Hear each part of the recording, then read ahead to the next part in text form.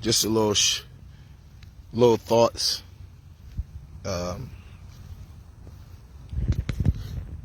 I started thinking about life itself and the things that are happening in this world right now. World is, and we got people that don't want to. They chose not to take a stand for God.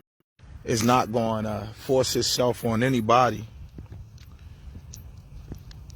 But some chose to take a stand for God and some chose not to. And in fact, even in the church world, church became so commercialized and so full of and all this stuff like that. When Jesus clearly said, He is the way, the truth, and the life, and that no man could come to the Father except through Him. And we living in a day and time where people are living a reckless life and still think that they can go to heaven. In fact, when you look out and you see things written on cars and written on wherever a person might have got killed, that rest in peace. And we already know that there is no peace for the wicked. But yet and still, we saying rest in peace. And we already know the way things are going now. God is coming back. And on that day, can't nobody say that they never had a chance to get right with God. They never had a chance to hear the truth. Because at some point in time in any one of our lives, there was always somebody there talking to us about God, about making the righteous decision in our life. And I'm glad. And I thank God that I made that righteous decision in spite of what people might have thought or what people might have said about me. I made that decision to make a change and to turn and to come to God. While, some people, it's not that they don't hear what God is saying, but what they do, they tend to block God out because they're so caught up in the fashion of this world and the material things of this world. And like I said, and I was telling somebody, I said, material things doesn't make you happy. You can have all the material things you want and you still won't be happy. We know happiness doesn't lie in material things or possessions, but it's in God. And I understand more and more by and by that scripture where it says, wide and broad is the way that leads to destruction. Straight and narrow is the way that leads to eternal life. And there's only going to be a few that find life. Because that few is making a conscious and a righteous decision that they're going to serve God. While the wide and broad, they still caught up at the kids of this world and the fashion of it, which all these things of the world are soon to fade away and to perish, because only what we do for Christ is what's going to last in the end. And I was just thinking about it, thinking about all the times where I could have been dead, but God said no, He allowed me to live. See, that scripture, man look on the outward appearance, but God knows the heart. And He knows who's going to make the righteous decision to change, and He knows who ain't going to make the decision to change. And even though He gave us a choice, He gave us free will. And see, God doesn't force Himself on us, even though He can, but He wants us to come willingly. He wants us to come to Him broken, contract spirit, sorrowful. So, you know, when you look at all the things that are going on in this world today, and so many things are happening now. Now they got this new virus that's out right now, and it's crazy. I'm doing all right, Rob. It's crazy because if you can't see that God is coming, if you can't see that he's talking to the nation, a lot of times things are happening in this nation and happening in this world because God is trying to get our undivided attention. But what we do, we harden our hearts. We reject his voice. If God haven't cracked the sky or said your name personally, you don't believe that it's God. When somebody is coming up to you telling you to change your life and stop what you're doing, you don't believe that it's God. So I just thank God, you know, that I made a righteous decision to come to God, because I couldn't live and I can't live this life on my own, and I sure couldn't change on my own.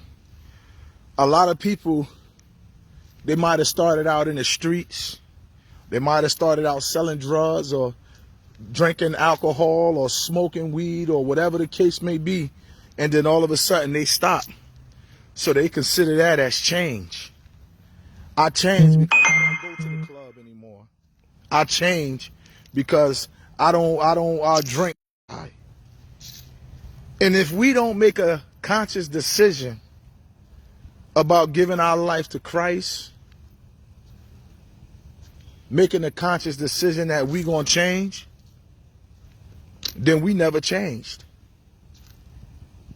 And because God gave his son and his son gave his life, and he came not to condemn, but he came to give life.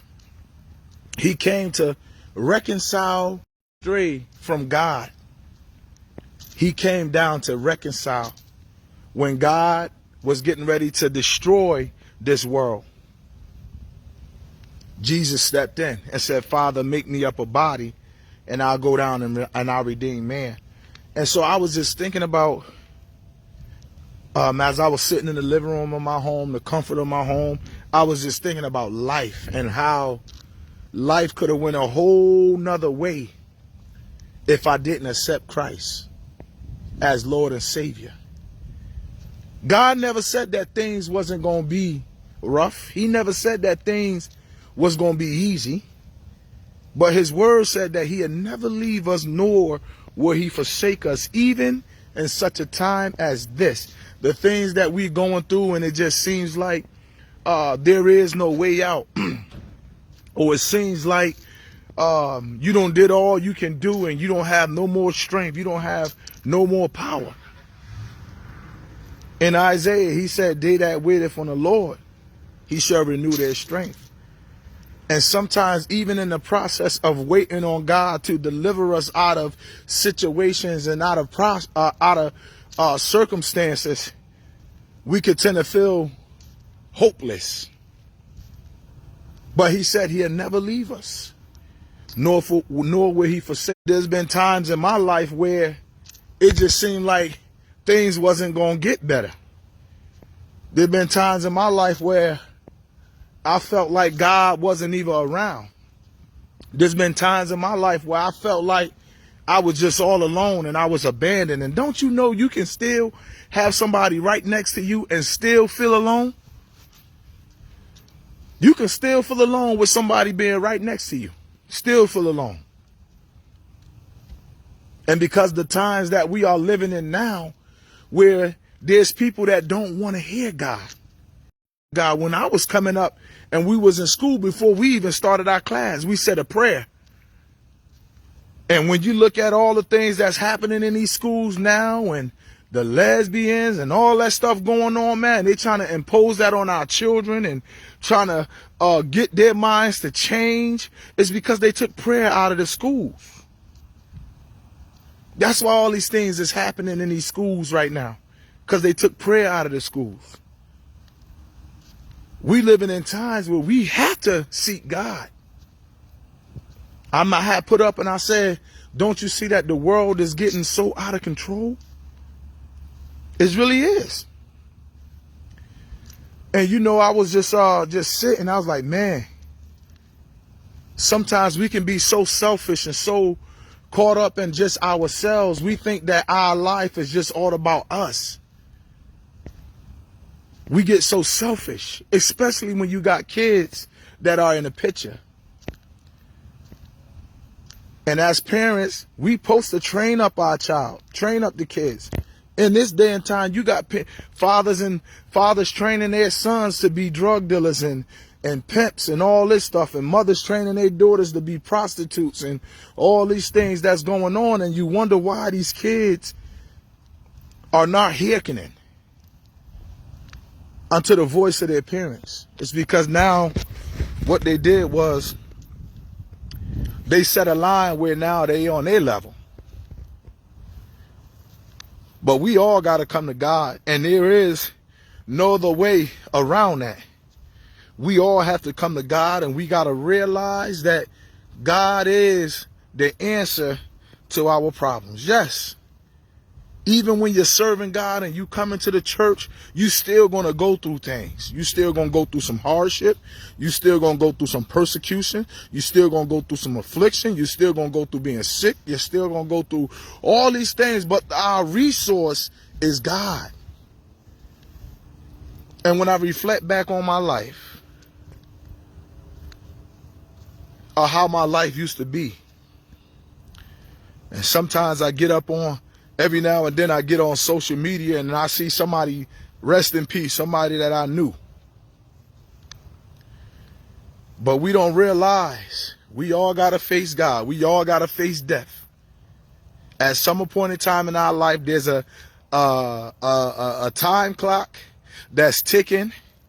And when it expires, it expires. Your time is up.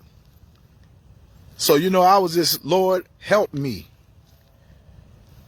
Help me to be vigilant and help me to stay steadfast. No matter what's going on in my life, no matter what's going on around my life, no matter who like me, who don't like me, help me to stay steadfast. Because this thing is about heaven. It's not about no possessions, no material things, no great gain, no education, no none of that. This thing is about heaven. And this is about us reaching heaven. So I just wanted to come on here and you know, do a short video before I go back to work. The times are here. We living in the times now. We living in the end times where this world is getting wickeder and wiser, just like the Bible said. God's word must come to pass. And believe it or not, his word is being fulfilled right now. His word is being fulfilled right now because of all the stuff that's going on. The Bible spoke about these things. And the sad part about it is people going to be partying and drinking, giving into marriage and doing all these other things and not even going to realize that he's coming. And I was like, Lord, help me to just be ready. Help me to be prepared and help me to get my house in order. My house. Because he's coming back. And we just don't know when he's coming back. But he's coming back. And what the world needs is love, not confusion. There's so much confusion in the world right now. Starts from the higher uppers all the way down. There's so much confusion. But on that day, nobody gonna have an excuse why they couldn't serve God, why they couldn't change their life.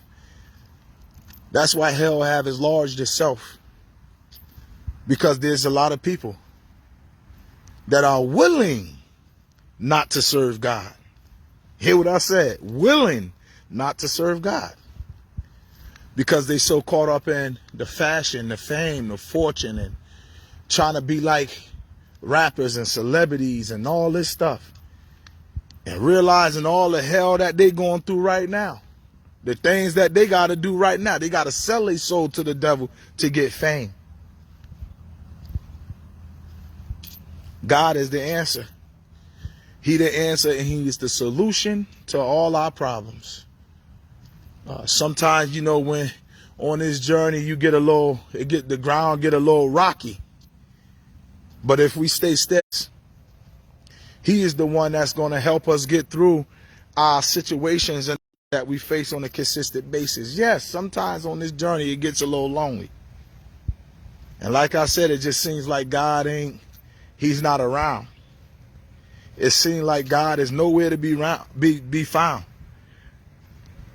You praying and it just seems like God ain't listening or hearing, and all the while God is just trying you. God is just testing you. Even if I don't answer, will you still seek me? Even if I don't give you what you asking for, will you still praise me? And that's why this thing got to be on the inside and go through. When God sets a divine purpose in your life, he gonna show you all the things that you can take. Because he said he won't put no more on us than we are able to bear. And sometimes when you're going through something on the left side, you're going through something on the right side, it just seems like it's so unbearable. When the enemy comes in and he's trying to flood your mind, and he's trying to flood your thinking and all these things, but God said he'll lift a standard. The enemy don't just start with your heart. He starts with your mind first, because what he brings got a process in your mind first before it enters into your heart. It got a process. So there's a saying that says that you can't stop a bird from flying. You can't stop a bird from flying over your head, but you can stop it from building a nest on you. And even though the enemy comes at your mind and he keeps trying to throw things and plant things in your mind, you can stop him from planting things in your mind, but you can't stop him from bringing things to your mind. The power of suggestion. He will always bring things to your mind. He will always suggest things on what you should do. Give up on God. It's not working. Stop what you're doing. It's not working. Marital problems. It's not working. Financial difficulties. It's not working. So all these things he'll bring because he wants us to disconnect ourselves from God. And he know that if he can get our minds to turn from God, then now he's going for the kill. Anybody that say they love God got a fight on their hand, because he was once in a beautiful right now, and he knows the word from beginning to end. He can do everything that God do except live holy. He can imitate God, but he can't live holy. And that's why we need God, because God is a spirit, and we need his spirit in order to combat the enemy and what he are bringing and what he are offering. So yeah, we go through rocky roads and things of that nature. And in fact, you got people that curse God out because what? Their mother passed away, their father passed away, their loved one, whatever the case may be. I was telling somebody, I said, man, when I first came back to God, because I grew up in the church. I got church background. And when I was coming into church, and after so long of talking to my brother, trying to get him to change, my younger brother, and I wasn't even all, and I didn't use that to say, you know what, I'm not going to serve God anymore. I used that as a platform to continue to hold on to God, because I knew in my heart that I was looking for something real. Coming up in the Baptist church, they allowed a lot of things to go on and still say that it's okay. And I don't came up in the Baptist church, and I'm not knocking Baptists. But when I found something that was real, something that will keep me, plenty of times the devil told me to give up on God. Plenty of times the devil told me to go back. But it's something about when it's in your heart and you know that you want to change your life for the better. You know you want to do things different in your life. if it's in your heart. That no matter what happens, the winds may come, the storm may blow, and all these other things, but you'll still stand. Yeah, you're going to wobble a little bit, you're going to bend a little bit, but you're standing. Persecuted, talked about, lied on, but you're standing. And that's what this thing is about. We live in the end times where people don't want God no more. They don't want to hear God no more. They don't want nothing to do with God no more. It's almost like if you mention God, people get offended. If you mention just that name Jesus, people get offended. We got to come back. We got to come back to our Creator. That's what Jesus came for, to reconcile us back.